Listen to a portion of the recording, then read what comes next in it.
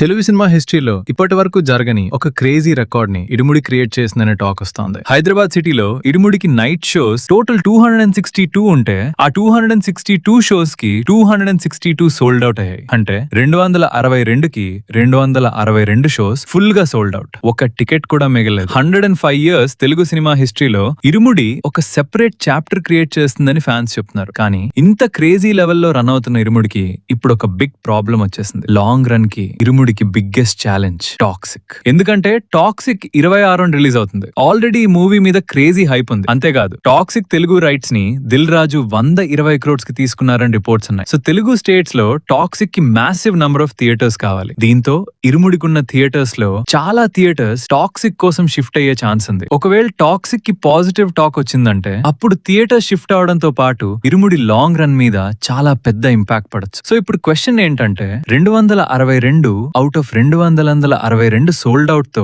History create చేస్తున్న ఇరుముడి toxic theatre war ని cross చేసి లాంగ్ రన్ లో ఎంత వరకు నిలబడుతుంది? ఈ థియేటర్ వార్ లో విన్నర్ ఎవరో చూడాలి.